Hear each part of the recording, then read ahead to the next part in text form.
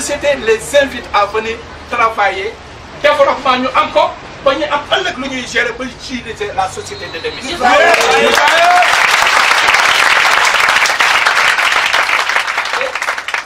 dinañ ñëw si ay mbir yu bëri macha allah ñëw na fi am na fi ay assistantes yoo xam ne ànd nañ ak ñoom kon boog jigéen yaa ngi j'ai vu à travers Ndofé moo ngi fële et Awa je sais pas Awa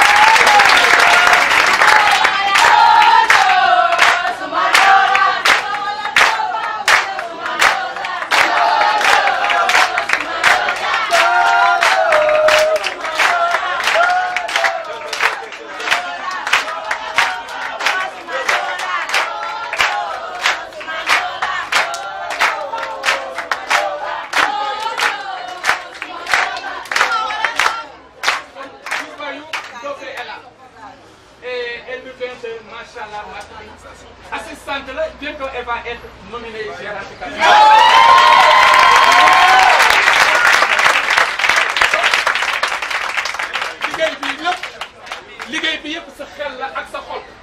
Il n'y a pas de son métier dans la vie, il n'y a que des choses qui pensent négativement et qui réfléchissent négativement. Mais que pourquoi ramener pour laisser am et vous finir dina fi am tamit parce que la société qu'est-ce que vous enseigne jub ak jubale.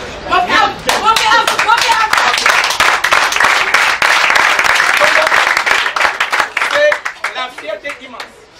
Avant de venir aux invités dinañ si ñëw permettez-moi monsieur le PDG de Sen Marketing c'est pas l'heure du bilan mais donnez-moi l'opportunité aussi de faire la lecture de FGV dans son ensemble. Et pour vous dire que FGV, à l'heure où nous sommes, développe avec 112 éléments distributeurs de leaders sur la terre.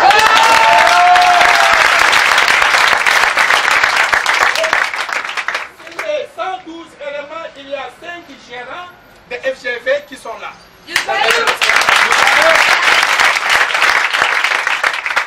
On a fait 3 assistants.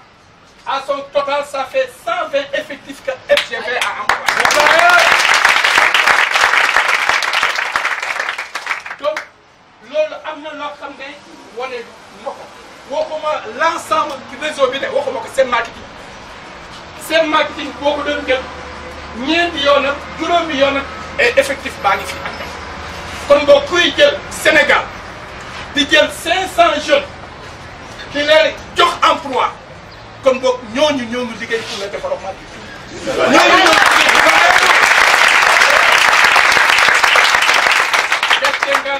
On n'attend rien de l'État.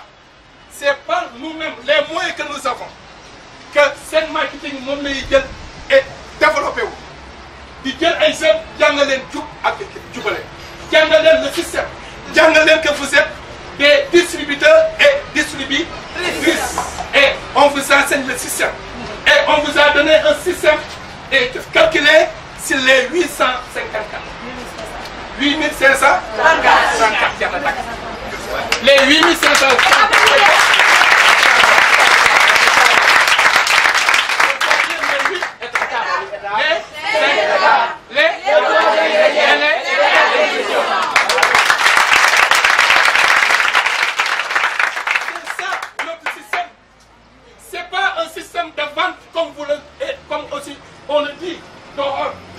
mais c'est un système de mise en marché des articles. Et on s'est souvent dit que dont l'action n'est pas basée sur les articles, mais sur la personnalité.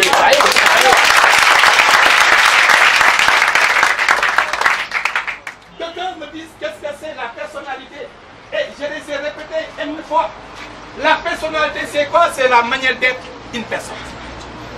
Parce qu'il y a le personnage, il y a la personne, il y a la personnalité.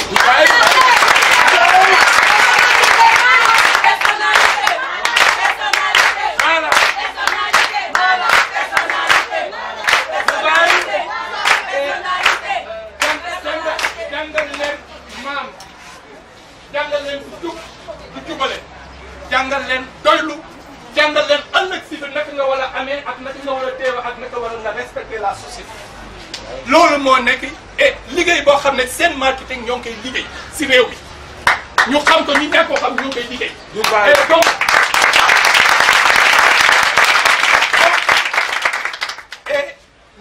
bokk nañ si les PME. Les PME, le PME c'est un levier au développement économique du pays et incontournable. C'est cette matière.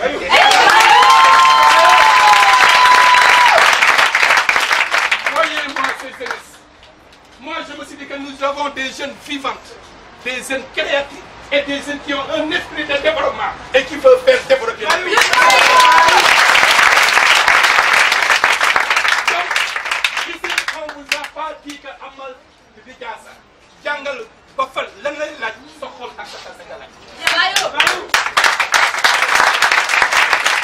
Ici on parle de 0 pour aboutir à 1000.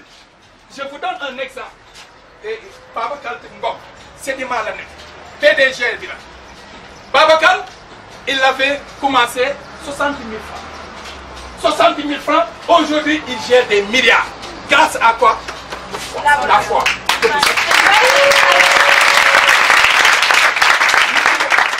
lépp looy def gëm-gëm des si wala jiitu boo gëmut doo mun a am ndam nee naa leen toujours yàlla def leen di ngeen mu sédd leen si benn mbir séddoo leen ko séddoowu leen ko doo leen si mus a am ndam séddoo leen si lu ngeen di def liggéey bi liggéey la boo xam ne sokkeewul fii jógewul fii et liggéey boo xam ne toujours day jóg si kanam si kaw rek lay féete dinañ si ñëw tamit si loolu noonu mais loolu rek laa bëggoon a am benn ouverture bu gàtt bu ma si ñëw maintenant nag aujourd'hui tey c'est une fête am na si tey kenn koo xam ne nekk na ak ñun juddoowut fii màggeewut fii yaroowut fii def fi ñëw pour une mission liggéey bi nag mu gis ko bugg ko mu nekk si tey nag ñu war ko jox tey ab cër bi ñu ko war a jox c'est-à-dire la nomination d'assistant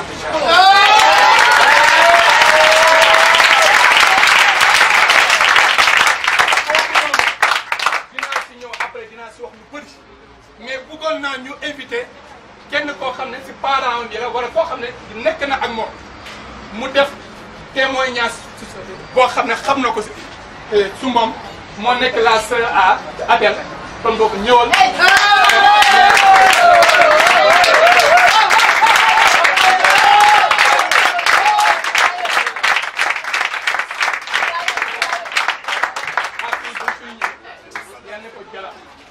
yaatal ko teg ko won ko foofu yoon ba yàlla moo ngi war a def tey jii mu war a am tey nomination de saa wala am ay yoo xam ne war nga ko see wax ñu lay bàyyi laa ko rek dama ci signé affaire dama ci waaye leen ko aji ko tàkk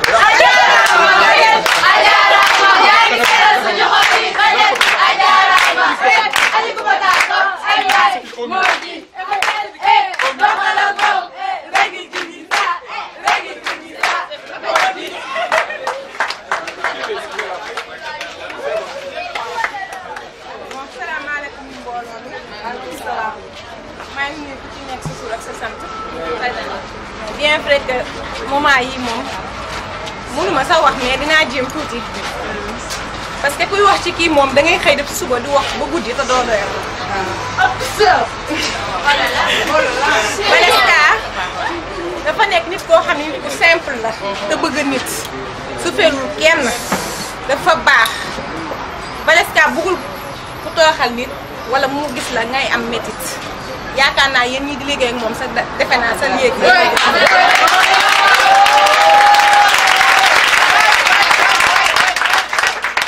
dëgg la xamu fi juddoo fi yaroo fi màggewu fi mu fi ñëwee yàggul mais gis naa ci moom jikko yoo xamante ne jikko yooyu jikko sénégalais la laay mën a wax parce que dafa ñëw nekk nit koo xam ni du naa fekk baax.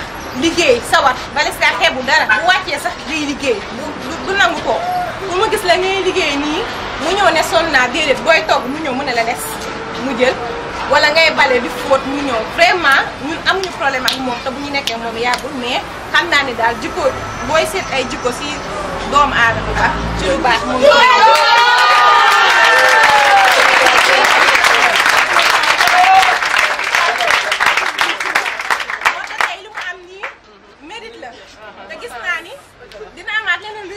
ci kanam bu dee mu ngi continuer si nu mu mel nii yaakaar naa ni leneen nag ci kanam muy raw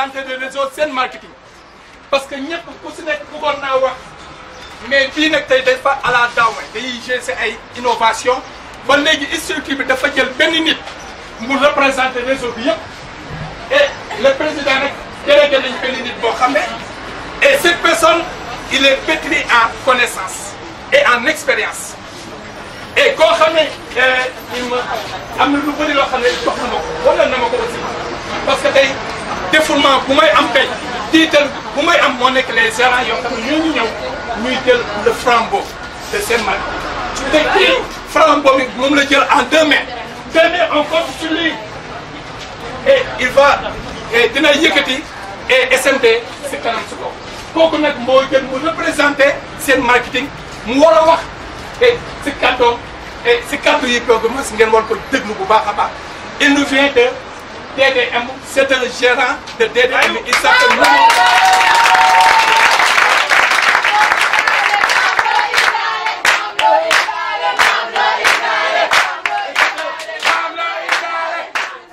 il a été responsabilisé pour être autonome.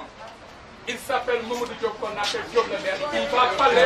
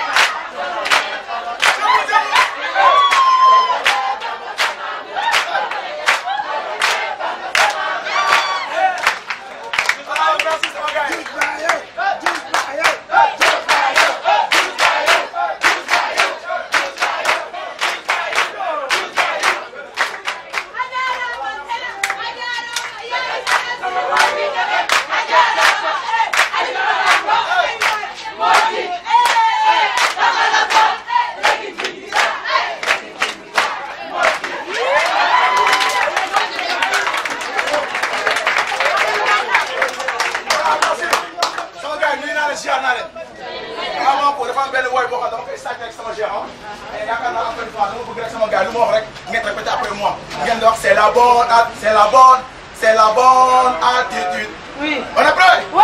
C'est la bonne attitude. C'est la bonne attitude. C'est la bonne attitude. C'est la bonne attitude. Le système dans les relations. C'est la bonne attitude. Le système dans les relations. C'est la bonne attitude. Le système dans les relations. C'est la bonne attitude. Le système dans les relations. C'est la bonne attitude. Hygiène et propreté au bureau. C'est la bonne attitude. On dirait au bureau. C'est la bonne attitude. C'est la bonne attitude. C'est la bonne attitude. C'est la bonne attitude. C'est la bonne attitude. Le système dans les relations. C'est la bonne attitude. Le système dans les relations. C'est la bonne attitude. Le système dans les relations. C'est la bonne attitude. On dirait au bureau. C'est la bonne attitude. On dirait au bureau. C'est la bonne attitude. C'est la bonne attitude. C'est la bonne attitude.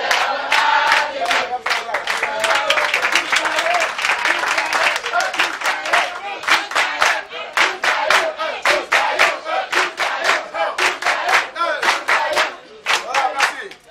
Voilà. Je dis sant yàlla alhamdulillahi rabbil alamin. alhamdulilah rabbil alamin alhamdulilah rabbil alamin et gannaaw bu ñu sant yàlla vraiment di sang-sang yi ñu ngi ziar ñëpp di nuyu ñëpp képp ku fi teew di góor di jigéen di mag di ndaw di leader di assistant di distributeur wala chaque encore une fois vraiment di gérant ñu ngi am possibilité encore une fois di profiter ci occasion bi di nuyu suñu parents yi fi teg di fi toog yaakaar naa lu leen yëkkati amaana moom du lu ndaw et comme aussi ñëw nañ seet si ñu c'est normal aussi ñu wax leen dal leen ak jàmm di leen ñaan yàlla aussi yàlla gën a dolli taxawaay bi may leen wér may leen teraanga may leen barke ci lépp li nga xam ne aussi vraiment jublu ngeen ci. et di profiter aussi encore une fois di nuyu les responsables de Sen Marketing ici présent avec le gérant monsieur Tete Amadou Ba encore une fois et monsieur Aliou Dabo jaar na fi léegi et monsieur Diop macha allah jaar na fi léegi. Et notre très cher gérant principal, M. Diallo aussi est là, ici présent. Mais sans oublier aussi les autres gérants au niveau de FGV, mais aussi au niveau de BGV, comme aussi au niveau de TDM, mais aussi au niveau de Machallah.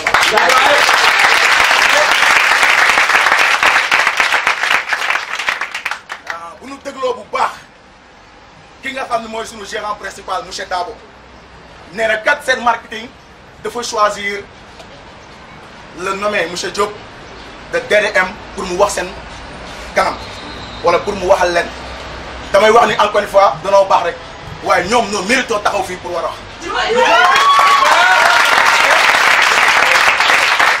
wax ni tey kàddu bu waree jóg normalement ñoom ñoo ko war a yëkkati man dama si tuuti lool bu war a mën a yëkkati kàddu seen kanam wala pour mën a wax ak ñi nga xam ne ñooy mbooloo bi nga xam ne noo nekk biir Sen Marketing mais nag du ñu faral encore une fois bu ñëpp ne yow rek yow la. mais aussi encore une fois dara gënul diis mooy ñu ne ah yow kat jëlal kàddu gi jëlal nga wax lu jafe la kon sama gars yi surtout sama gérant yi sama waxee toj ngeen jégal ma ngeen xam ne encore une fois peut-être yéen a bee diis su ma defee lu baax tamit ñu ñëpp ñu jël ko valoriser ko encore une fois mu jëloon résultat bu positif.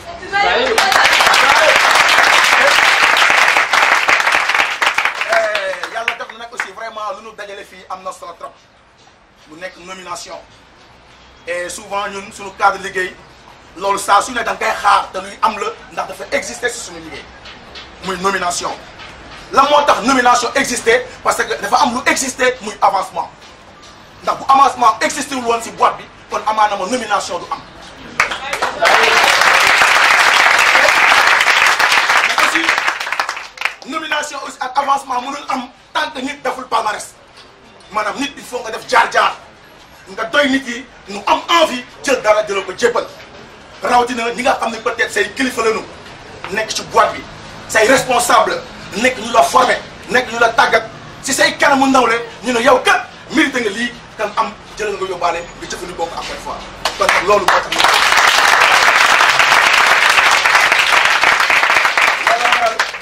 moo tax damay wax sax devant mes gérants j'ai du mal à parler mais quel que soit alpha yàlla dogal na aussi ñoom am na lu mu def si ñun moo tax même bu ñu jiitalee suñu xel day dal ñoom tamit seen xel yaakaar naa dina dal ndax bu dal woon amaana mu dul la jiital kon nag mu nekk loo xam ne encore une fois dama leen si delloo njukkal bu baax a baax a baax mais aussi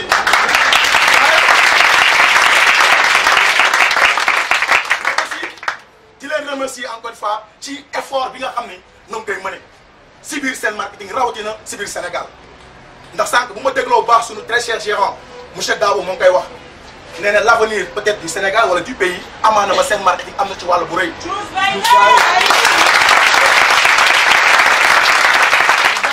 le plus bas may wax loolu parce que mu dégg si sama président monsieur Tete Amadou Ba mu ne du ñuy wax yoonu yokkute du ñuy wax encore une fois je ne sais pas accélère là que je ne sais pas mais l'originalité pour yoonu yokkute am encore une fois ça se trouve dans notre système.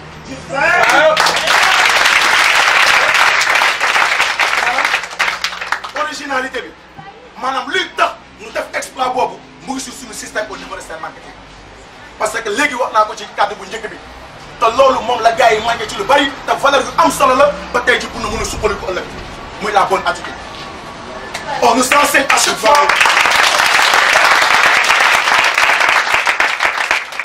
On nous enseigne toujours sur la bonne attitude. Mais on se limite pas seulement d'avoir la bonne attitude, mais aussi à côté on nous dit qu'il faut sauvegarder aussi cette bonne attitude. Mais il faut savoir la garder. Raison pour laquelle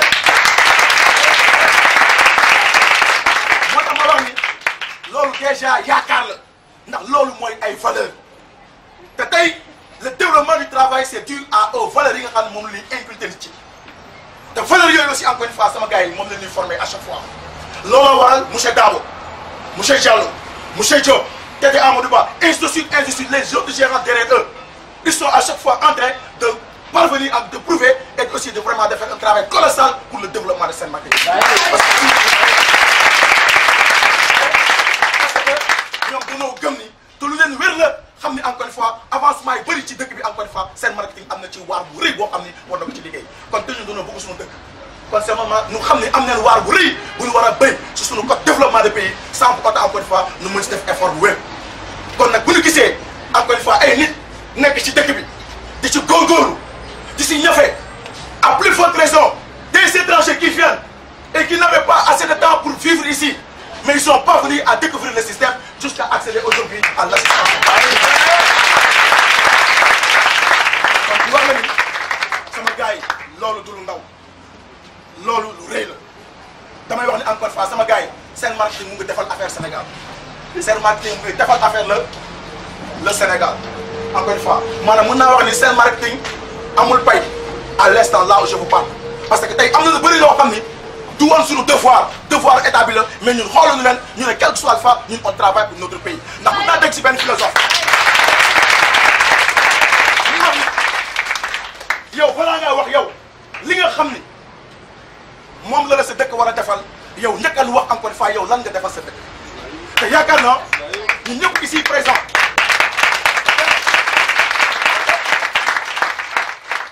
ici présent bu fekkee dëggantaan on se dit qu'on est des vrais Sénégalais et on est des vrais patriotes lu war Macky Sall def noo war lu war président Macky Sall def noo war kon fexeel nga xam loolu kon yow boo fexee ba xam loolu kon yow toogaay ak xoole waratul kon lu la war mooy lan mooy ñafe lu la war mooy lan mooy liggéey te Sen Marketing loolu la woote pour l'ensemble de la population sénégalaise yamul rek si population sénégalaise mais pour exporter ak les familles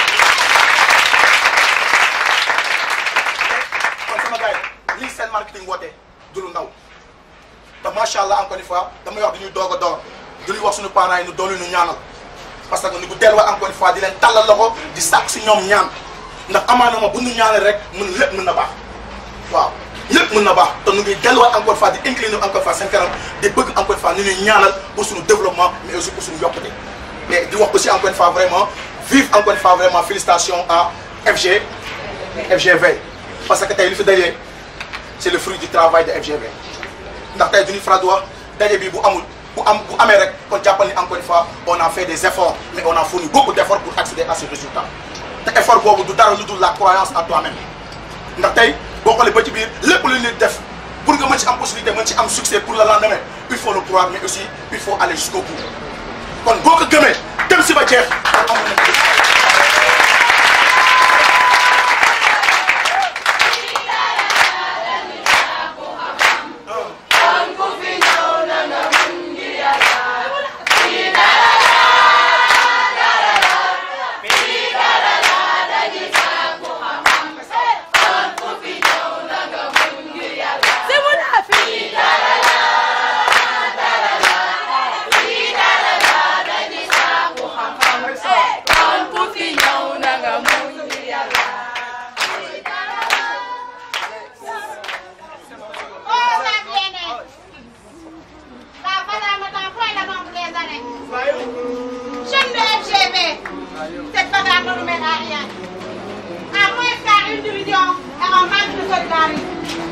Sachez que les fondements de FGV comme ils sont l'entente, la loyauté, la tolérance et la solidarité.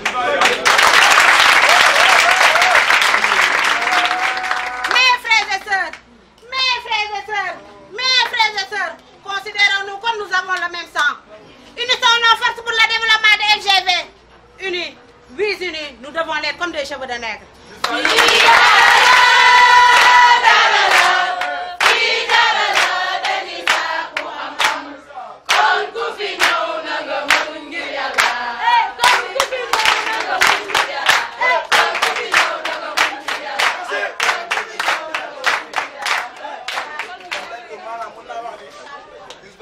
jeex na tàkk sunu très cher gérant yëkkati na ko sànq si ay kàddu sunu collègue wala sunu membre ñëw encore une fois def benn taal nekk loo xam ne encore une fois damay wax ni déglu ku nekk amaana ma dégg te nga ci wax ay baat yu am solo te baat yu am solo yooyu tey fii képp koo xam ne encore une fois vraiment fële na rek dañ naan la vidéo te vidéo bu ñu la waxee dañuy wax star te si biir baatu star boobu da ngay dégg ci kàddu yi mu wax nga sant ci baatu star boobu wax dama gars yi star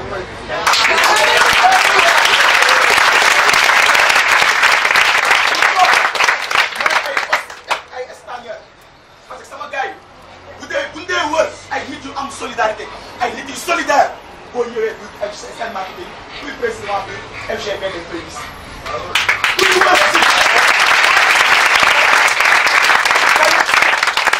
kuy wër l'aspect de tolérance bu dugg biir seen marketing dañ ko ciy fekk bu mu jeex tàkk bu mu fees del buñ dee wax ci wàllu autonomie da nga koy sentir si biir seen marketing bu mu jeex tàkk buñ dee wax responsable da nga koy sentir si biir seen marketing bu mu jeex tàkk loolu moo tax ma ne sama gars yi vous êtes des stars ay star ngeen parce que vous êtes très solidaire.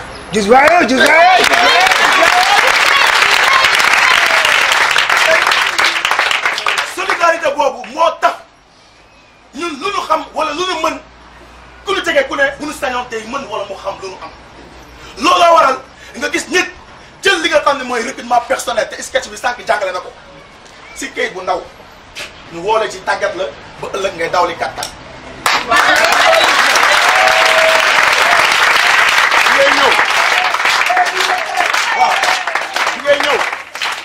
bi ngay ñëw kayit la jox de waaye yow bi ngay joxe woo ay kayit ay billet ngay joxe. Imaginez.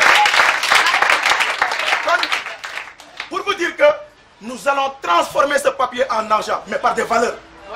Par des valeurs yu sûres ay valeurs yu wér te valeurs sûres yooyu sama gars yi moom laa wax sànq mooy la bonne attitude et de savoir la garder. Donc vraiment lu nekk ci xol yi bari na trop waaye lu ma leen di am possibilité di leen ko wax rek sama gars yi mooy seen marketing dafa am waar bu rëy bu mu am ci dëkk bi te gëm naa ne encore une fois seen marketing moom ngeen am yéen n'est-ce pas yéen tamit seen marketing yéen la am kon na ngeen fexe ngeen boole doole yi boole force yi boole amul boole lépp uniquement pour l'opportunité ou bien pour l'avancement de seen marketing ndax tey avancement wu seen marketing c'est l'avancement de tout un chacun.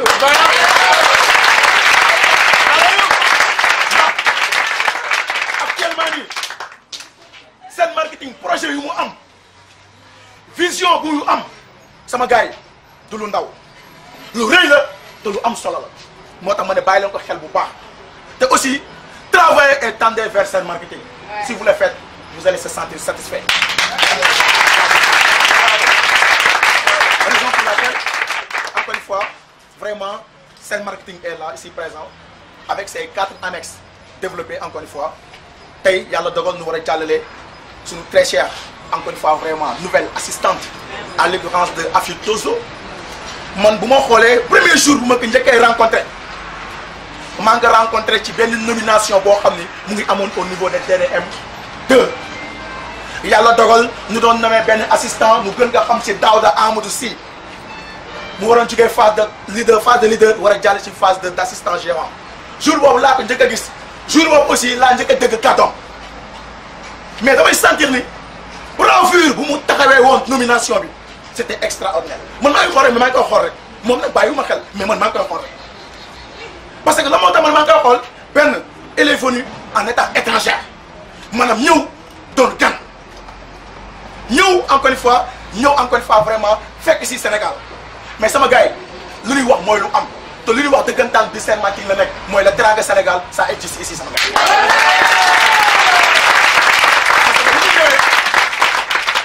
bu mu ñëwee on n'a pas vu xooluñu kii ci ban dëkk la bokk parce que ñun bu ñu dee formé nit on le forme pas parce que ci diine bi la bokk wala ci religion bi la bokk wala ci dëkk bi la bokk wala ci lii la bokk xam nga lu ñuy xool est-ce que ñu doon moom bokk ne lii ak lii te bu ñu xoolee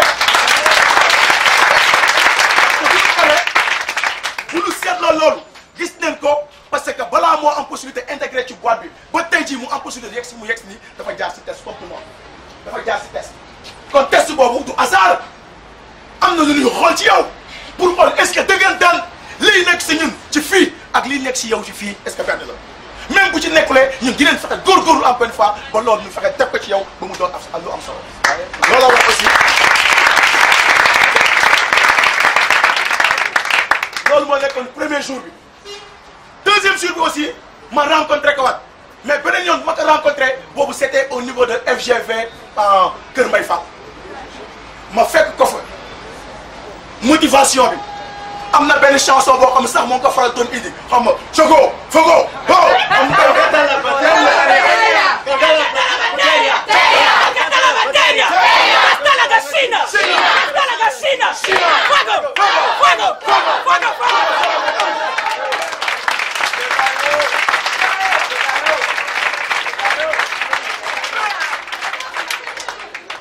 affaire boobu xanaa yëngal ma trop affaire bi yëngal ma pour me dire que flamme gis nga flamme bu mu amee woon chaleur humaine bu mu doon dégagé confiance bu mu doon dégagé motivation bu mu doon dégagé te bu ma dégloo léegi ki nga xam ne aussi mën naa wax ne jege ñaareel la mu nekk ak moom am na ay kaddu yu mu wax te kaddu yooyu boo seetloo bokk na force am ci lu ko jàppale.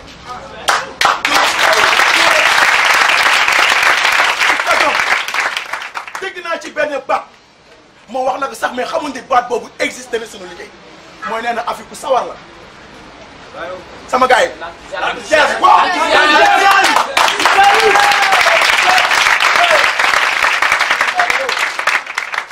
loolu c'est quoi? C'est l'enthousiasme.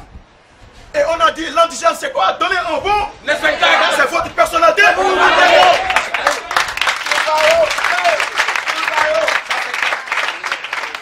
Donc déjà loolu rek day firndeel ni que Afri Tozo kat encore une fois am na lu mu indaale mais aussi am na lu mu fi fekk.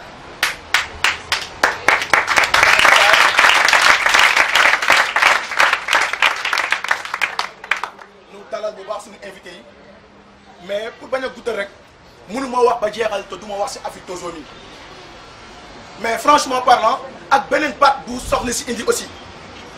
te beneen baat boobu aussi gis nañ ko ci moom te toog na ak gérant mu jox ko témoignage yooyu muy baatu simplicité mooy ku simple.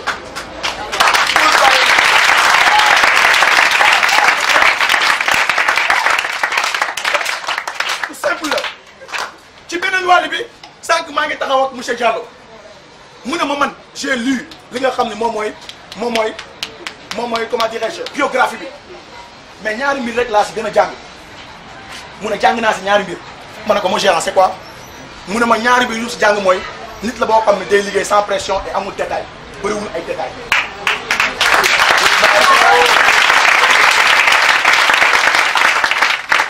ñàkk bëri détail moo tax mu def palmarès bu mu def ci assistant gérant te palmarès bu mu def mën naa wax ni elle a battu le record de Sen Marketing.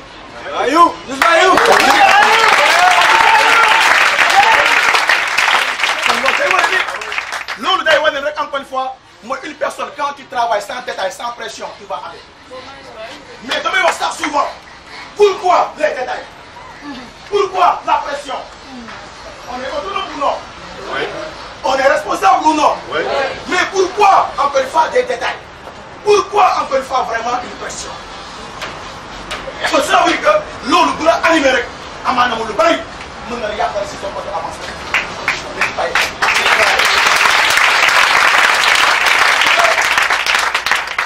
l'avancement est là pour tout le monde kon naa ko sànq ma ne amul race amul religion amul pays amul continent amul village amul dara ngëm la buy nekk ci yow ngëm la boo xam ne encore une fois moo lay animé te ngëm boobu di lay animé toujours boo ci nekkee gëm ko da ngay dem te Sen Marketing loolu la jóg à chaque fois di ko jàngale loolu la jóg aussi à chaque fois di ko xamle mais aussi encore une fois vraiment di ko jàllale comme message kon nag parce que Afri Tozo en venant elle a vite compris le message de Sen Marketing elle a vite compris le fait qu'elle avait compris raison pour laquelle elle a atteint cet objectif en espace de 4 mois.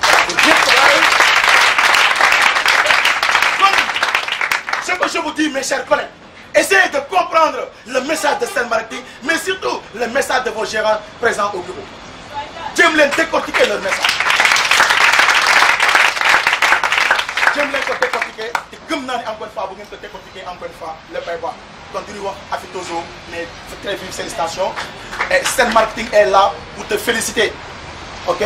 Le président est là encore une fois vraiment pour vous féliciter aussi. Et l'ensemble de Sen Marketing ici présent. Et vraiment, on a envie encore une fois aujourd'hui même de vous donner cette nomination d'assistant gérant. Et je sais très bien encore une fois vraiment sur l'appui encore une fois de notre très cher président qui est là.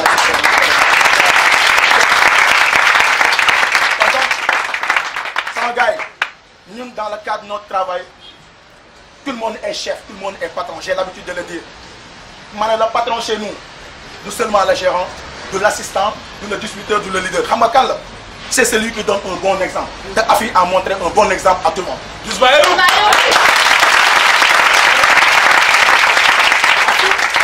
A montré un bon exemple. La montagne a montré un bon exemple. Imagine une personne qui quitte son pays en étant étrangère, venue pour une mission. Mais bon, on est petit peu. Dès le temps pour venir pour découvrir le système de travail. Quel que soit alpha, ce système-là, c'est un système fiable. Et je sais très bien que je suis prêt encore une fois vraiment par rapport à ces Made in Sénégal de l'exporter à l'extérieur. Je sais très bien que dans sa tête, l'honneur, quand on sama gars, Sen Marketing, dans peu de temps, dina gën a yàqu. Dina gën a ubbeeku si kàttanu yàlla. Kon nag sama gars, ku jàpp mu dem ku jàppul, kon neen jàpp mu dem.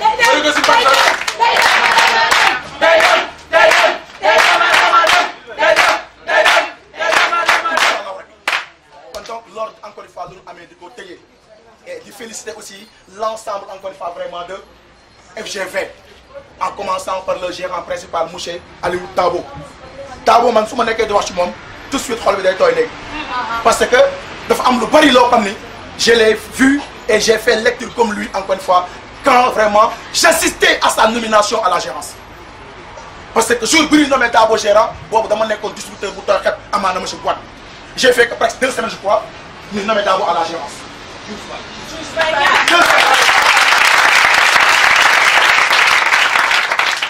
Mais je dis un gars très à l'ancien, gentil, qui parle très bien. Je dis, mais ce gars-là, vraiment, c'est un gars quoi. C'est un gars quoi.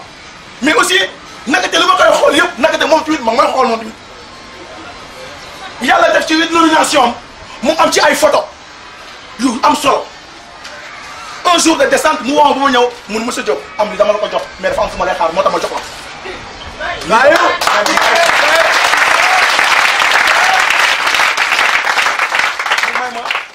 ñaari photo tay photo yooyu man ko affiché sama bureau képp ku ñëw sama bureau di nga fekk ñaari photo yooyu foofu des fois sax sama très cher élément di wax waaw mais gérant mais fii tuuti war nga man ko c'est normal boobu xaw ma système bi mais ma xamee système bi tuuti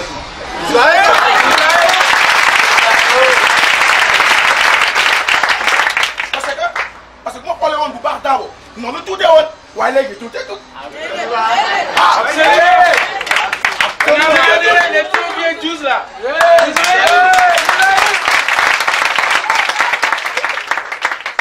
C'est pas pour le flatter, mais c'est le fruit de son bon travail. Parce que t'es pour voir encore une fois, tout le monde encore une fois vraiment lui dire mais lui n'est pas le petit.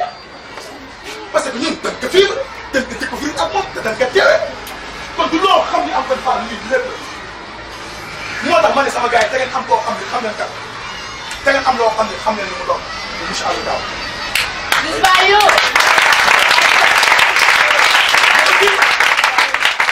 Vous êtes une personne très bien. Man remarqué naa musuma toog ak moom ñaari waxtu wala peut-être ay waxtu te du ma conseillé ci lu koy jàppale wala lu muy def pour pouvoir mon avancement. liggéeyam la de liggéeyam la de. loolu à chaque fois dama koy sentir ci moom dama koy gis ci moom maanaam man du ma toog ak moom te du ma conseillé à chaque fois nag. Moi gérant, il faut faire ça, il faut faire ça. Damay jàpp ni lu may wax lépp avantage c'est moi mais pas lui. Il faut que te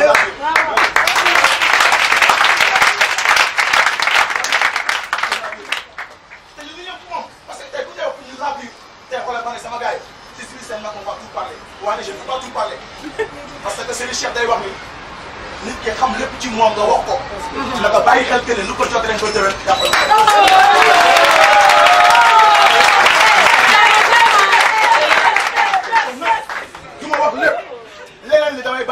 prochainement ngeen découvrir ko mais vraiment damay remercier l'ensemble des responsables de Sen Marketing ñëpp maa ngi leen remercier parce que tey jii encore une fois am na lu bari loo xam ne apporté nañu ko ba tey ñu accéder à cet stade du travail encore une fois kon nag di wax sama gars yi yoon bu ñu topp rek bëgg na ngeen topp ci yéen bi te incha allah rabi lu ci kanam raw li bët et ñu ngi félicité bu baax gérant aussi secondaire yi encore une fois ñi nga xam jóge nañ Mbour ñi nekk encore une fois au niveau de Dakar franchement parlant ils ont fait un bon travail.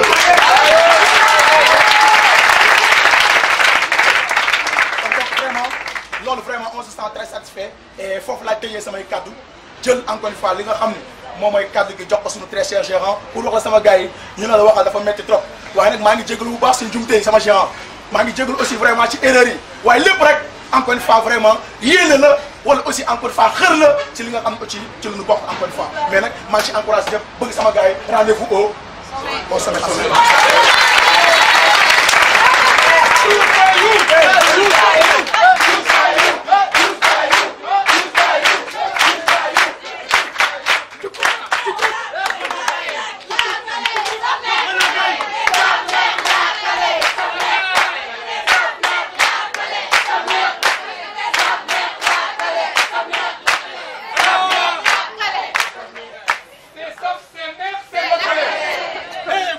Monsieur Diop, c'est marketing.